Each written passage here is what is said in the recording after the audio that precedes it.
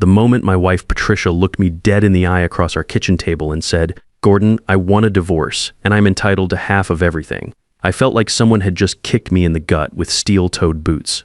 But that wasn't the part that really got me. It was what she said next, with the cold confidence of a bank manager foreclosing on a family farm.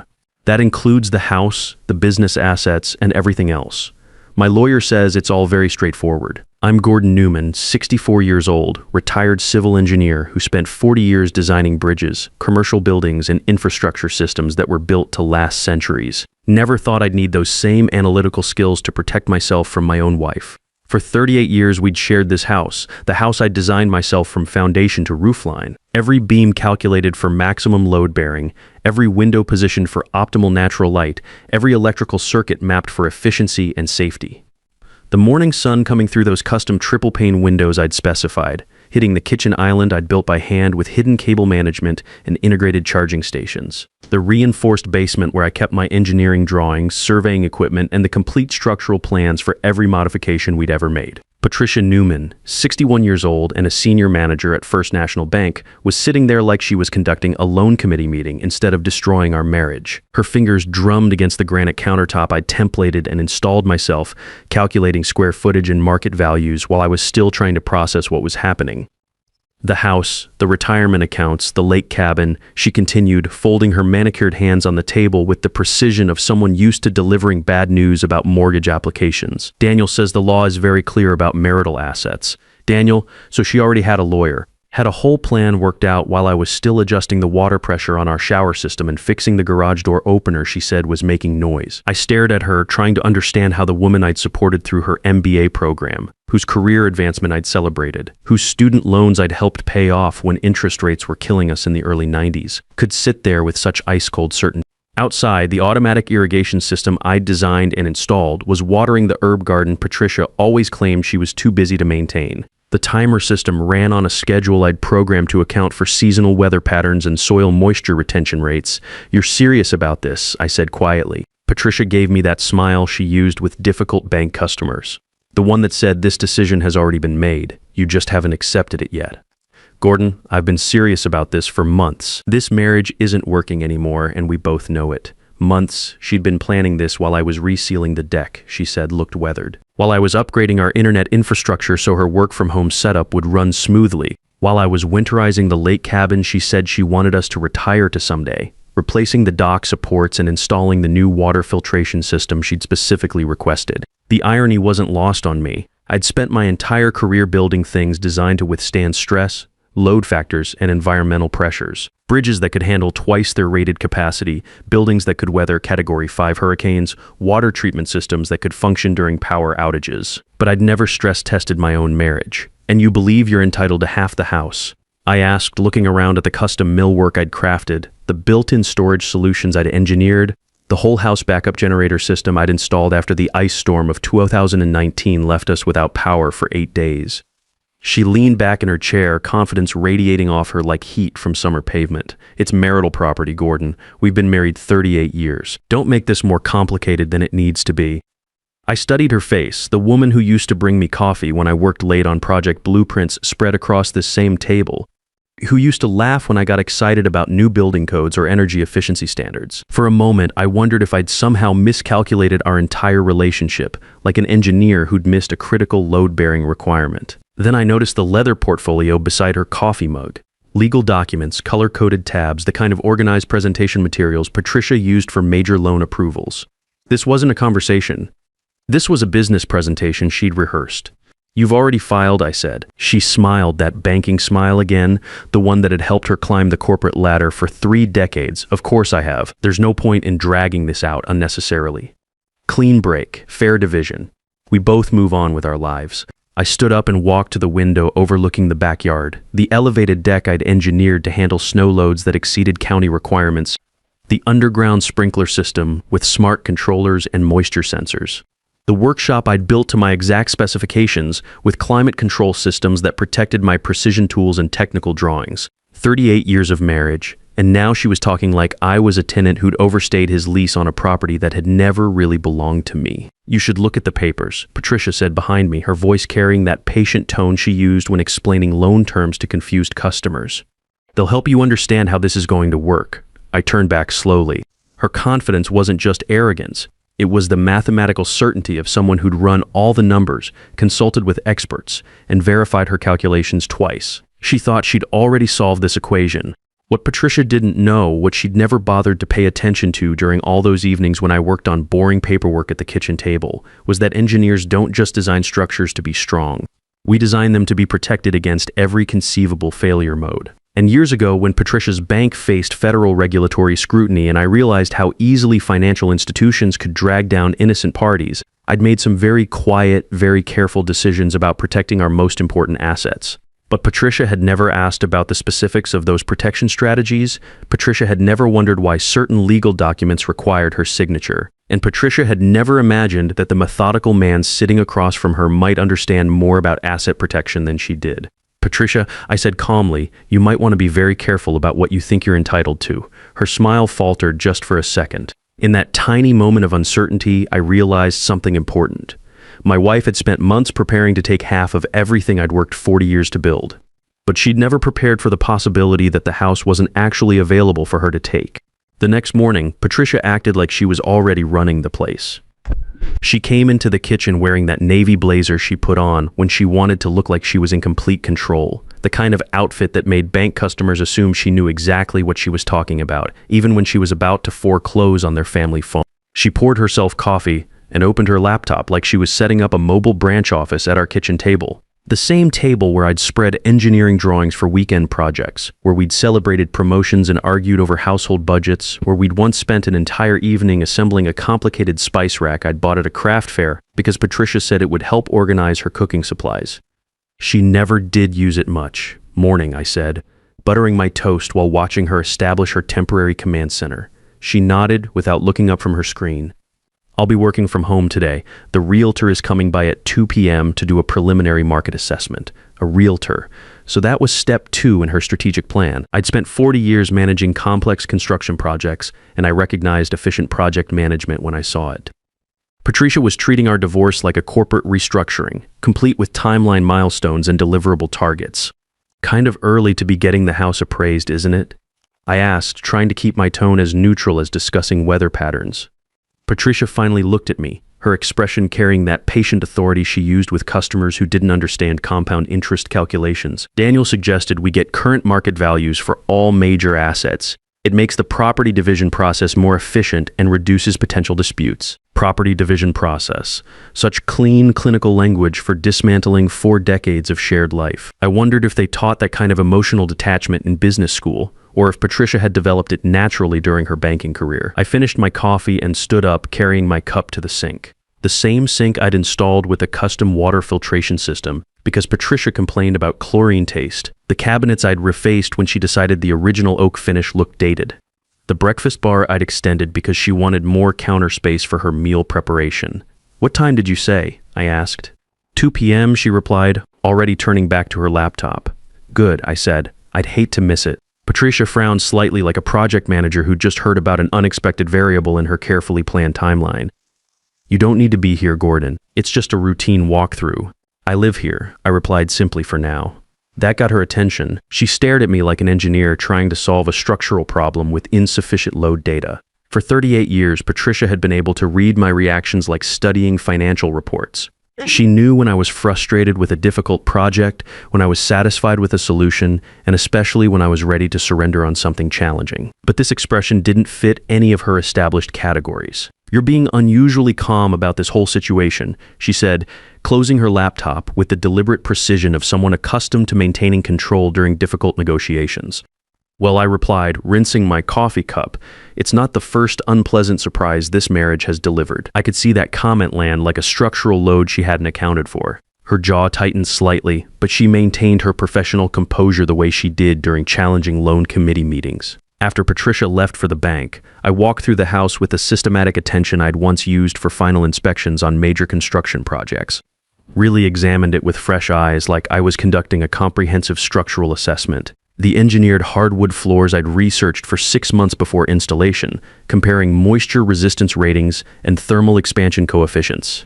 The custom crown molding I'd crafted in my workshop, measuring and cutting each piece to accommodate the settling patterns unique to our foundation design. The whole house surge protection system I'd installed because Patricia's home office equipment was sensitive to power fluctuations. Every room contained evidence of problems I'd solved, systems I'd optimized, improvements I'd implemented, because Patricia mentioned wanting them. 4 decades of weekend projects and evening consultations, turning a house into exactly what she said she wanted our home to become. I went to my office and opened the fireproof filing cabinet in the corner, the same cabinet where I kept backup copies of all structural plans, warranty documentation, and permit records for every modification we'd made to the property. Inside was a thick folder marked Asset Protection Documentation containing paperwork Patricia had signed during what she'd called that boring legal stuff 8 years ago. The documents were exactly where I'd filed them, with Patricia's signature on every page that required spousal consent. Clean, clear, legally binding signatures she'd provided while focusing on the banking crisis that was threatening her career advancement prospects. At exactly 2 p.m., a black SUV pulled into our driveway like clockwork. I watched from the living room window as a woman in a tan coat stepped out, carrying the standard realtor toolkit of tablet computer, measuring tape, and the practiced eye of someone who spent her days converting family memories into market valuations. She looked to be in her 40s, with the efficient movement patterns of a professional who'd conducted hundreds of these assessments, reducing decades of homeowner investment into comparable square footage in current market trends. I opened the front door before she had a chance to ring the bell.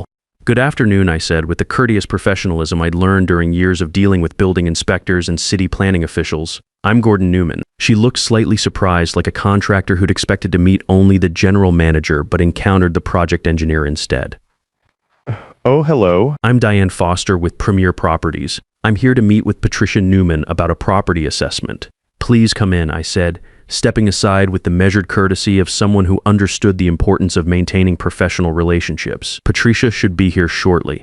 Diane stepped inside and immediately began the systematic visual inspection that real estate professionals conduct instinctively, examining wall conditions, ceiling height, natural light exposure, general maintenance status. Her trained eye was cataloging improvements and calculating square footage even as we spoke. "This is a beautiful home," she said, with the automatic politeness of someone accustomed to delivering both good and devastating news about property values. "Thank you," I replied. "I designed most of the structural modifications myself." The courthouse smelled like old wood polish and decades of broken promises. I noticed it the moment Clarence Peterson and I walked through the metal detectors that Monday morning. The air had that heavy institutional weight that places acquire after witnessing too many people learning things they'd rather not know about their own lives. Patricia was already there with Daniel Bradley, her divorce attorney. He looked exactly like what central casting would order for a successful lawyer: tall, expensive charcoal suit, Italian leather briefcase. The kind of polished confidence that comes from winning cases where people had more money than legal sense. When Patricia saw me approaching, she managed that banking smile, but I could see the strain around the edges. 3 sleepless nights of wondering what I might know had left their mark on her usually flawless professional composure. "Gordon," she said as we approached the defendant's table, her voice carrying that carefully modulated tone she used during high-stakes loan negotiations. "Ready to get this resolved efficiently?" "I've been ready for months," I replied, noticing how she'd positioned herself slightly behind Daniel, like a general letting her field commander handle the tactical details while she observed from a strategic distance.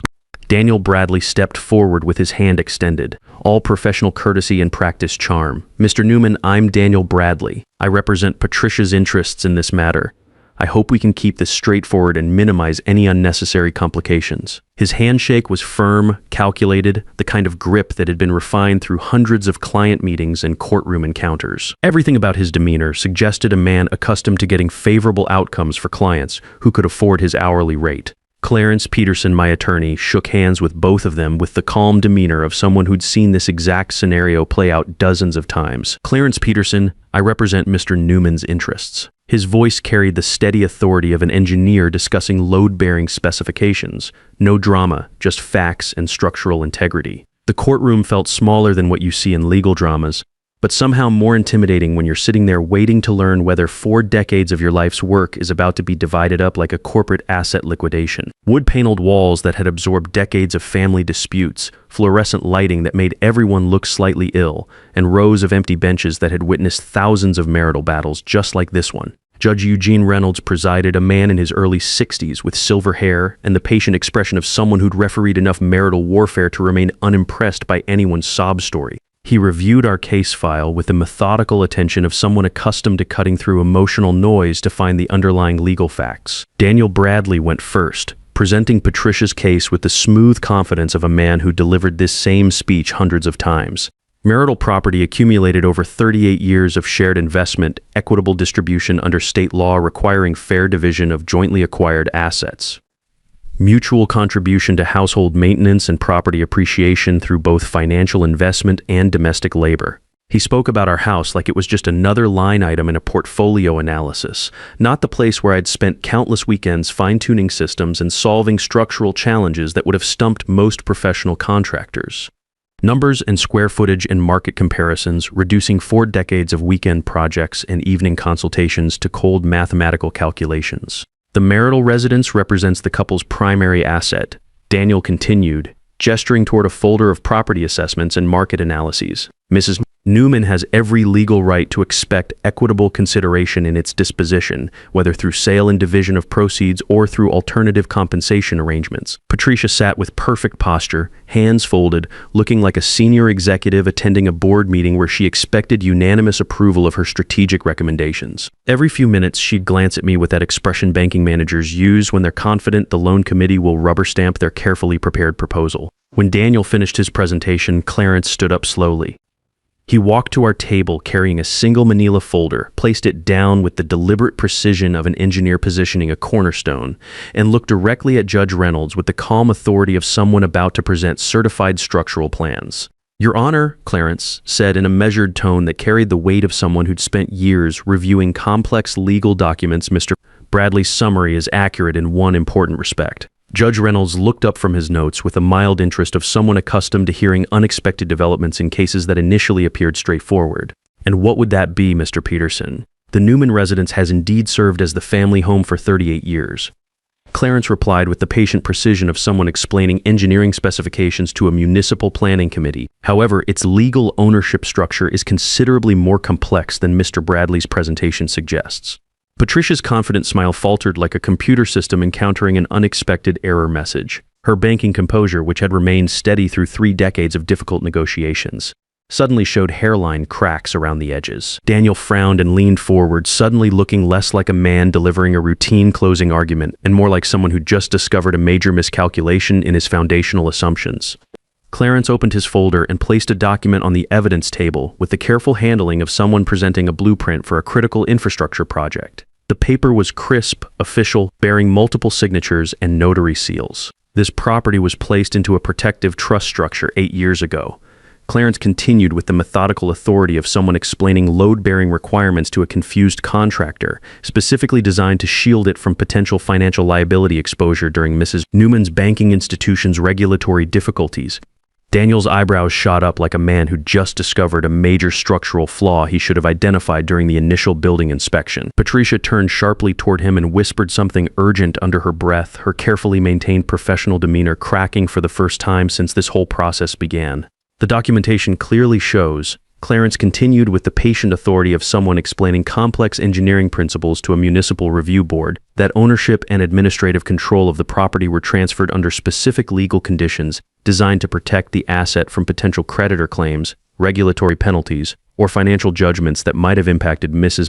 Newman's employer at the time. Judge Reynolds adjusted his reading glasses and began examining the document with the careful attention of someone reviewing structural plans before approving a major construction permit. The courtroom went dead silent, except for the quiet hum of the ventilation system and Patricia's sharp intake of breath. Daniel was flipping frantically through his files like a man searching for blueprints that should have been in the project folder from the beginning. His earlier confidence was evaporating like morning frost under direct sunlight. "Your Honor," Daniel said, his voice carrying a hollow quality I recognized from construction meetings, where someone had just discovered a critical engineering oversight. "This is the first time we've encountered this documentation." Patricia turned toward him with panic starting to replace her earlier confidence. "What do you mean the first time? How could you miss something this important during your asset review?" Judge Reynolds read the trust documents for what felt like an eternity, then looked up with the calm authority of someone who just verified that all the engineering calculations checked out perfectly. "Mr. Bradley," Judge Reynolds said in an even tone that carried the finality of a structural engineer signing off on completed blueprints, "were you aware of this trust arrangement when you filed your client's petition for asset division?" No, Your Honor, Daniel replied, his voice carrying the hollow quality of someone who just realized he'd been building his entire legal strategy on a foundation that didn't exist.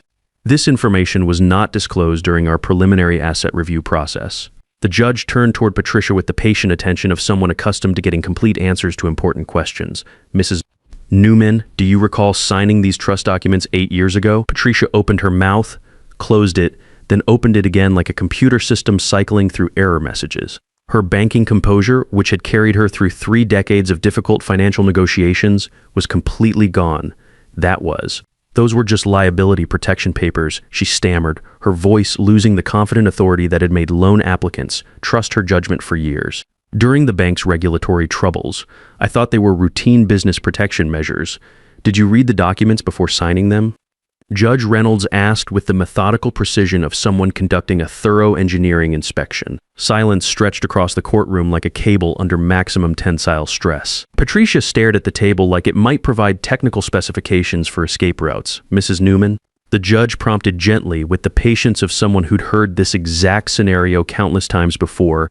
I trusted that they were standard protection measures, she admitted quietly, her voice barely audible above the courtroom's ventilation system. Gordon handled all the technical details. I was dealing with federal auditors at the bank. Judge Reynolds nodded with the understanding of someone who'd seen the consequences of people signing documents they hadn't bothered to read. Mr. Peterson, could you explain the trust structure for the court's clarification? Clarence stood with the calm authority of someone presenting final engineering calculations. Your Honor, the Newman Family Residence Trust was established with Mr. Newman as the sole trustee, specifically designed to protect the property from potential liability exposure related to Mrs. Newman's employment in the banking industry during a period of significant regulatory scrutiny. Daniel rubbed his forehead like a man calculating load factors he should have considered months earlier. Your Honor, we request additional time to review this development and assess our client's remaining options. Of course, Judge Reynolds said with the professional courtesy of someone managing complex construction projects, but I should inform you that the language in these trust documents appears quite explicit regarding property ownership and control. Clarence placed another document on the evidence table with the precise handling of someone submitting final structural specifications. Your Honor, the trust agreement also contains specific provisions regarding any potential transfer or sale of the property, which are, the judge asked, adjusting his reading glasses like an engineer reviewing critical technical drawings.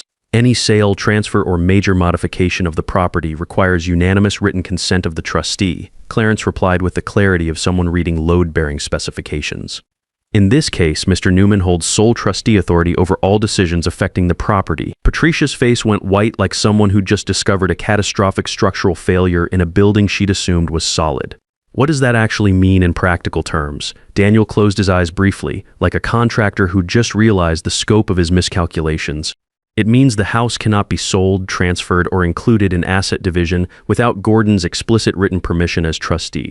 The words hung in the air like the silence after a major structural collapse. Patricia stared at me across the courtroom like she was seeing a complete stranger instead of someone she'd been married to for 38 years. You planned this entire scenario, she said, her voice carrying a mixture of disbelief and grudging recognition. You actually outmaneuvered me. No, Patricia, I replied quietly, meeting her eyes with the steady gaze of someone who'd spent 4 decades solving complex engineering problems. I protected our home against potential financial liability. There's a significant difference between planning revenge and implementing proper asset protection strategies. Judge Reynolds closed the folder with the finality of someone approving completed construction drawings. While this development certainly changes the scope of our discussion regarding divisible marital assets, Patricia turned back to Daniel with the desperate look of someone whose carefully calculated project had just encountered an insurmountable engineering obstacle.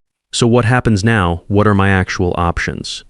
Daniel loosened his tie slightly, like a contractor adjusting to unexpected working conditions. Now we reassess the remaining assets and determine what can actually be divided under the existing legal framework. Judge Reynolds looked at both attorneys with the authoritative patience of someone managing a complex municipal project. Gentlemen, I suggest you take adequate time to review all relevant documentation before we proceed with any further asset division proceedings. This court cannot divide property that isn't legally structured as divisible marital assets. As we filed out of the courtroom, Patricia walked past me without making eye contact, but I heard her whisper to Daniel with the hollow tone of someone whose project timeline had just been completely destroyed. This isn't how I calculated this would end. Maybe not, but for the first time since she'd sat at our kitchen table and announced she was entitled to half of everything I'd built. Patricia Newman was learning something that every good engineer understands.